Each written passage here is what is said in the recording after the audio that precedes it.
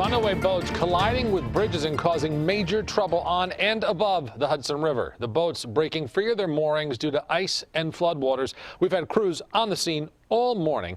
Dan Levy's going to begin our coverage now from the Port of Albany, where a press briefing started just a short time ago. And Dan, what is the latest that you're hearing from officials?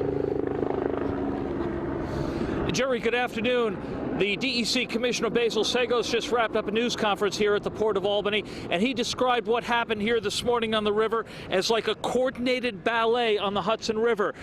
Today, at least 8 different boats broke free from their moorings up in the Troy, Lansingburg, Watervliet area and began floating uncontrollably, recklessly down the Hudson River, nicking some of the bridge spans along the way. In one case, the Captain GP slammed directly into the Amtrak bridge. More on that in just a moment. Now, the apparent cause of this incident, officials suggest, was the extreme amount of ice that is on the Hudson River this year, but especially the changing temperatures going from cold to warm and back to cold, and the high tide this morning just made it very difficult.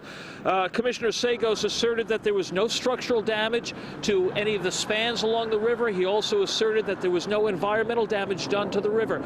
Now, he said that because of the skilled efforts of the privately owned tugboat operators, all of the boats have been able to be corralled. The river right now is stable, and apparently noticeably missing from this river rescue effort this morning was the United States Coast Guard, and here's what Commissioner Basil Seggos had to say about that. We coordinated with the Coast Guard right away, first thing this morning, when we learned that there were some barges loose in the Hudson, and I know that they are sending a boat up from mid-Hudson. I can't speak as to whether or not the shutdown, the federal shutdown, the lack of pay to federal employees is any reason as to why they're not here right now. But they're a good partner of ours.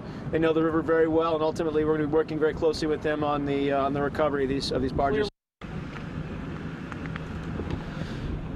Again, back live down at the Port of Albany, where the Hudson River is stable after 8 different boats, barges, docks, tugboats broke free from their moorings this morning, but it was private tugboat operators who corralled them all and brought this situation to an end. Now, still up at the Amtrak bridge, the Captain JP is still leaning against that structure. One of the Amtrak trains was sort of crawled or walked across the bridge this morning at a low rate of speed, but the commissioner tells me that everything is safe and they expect it to be operational.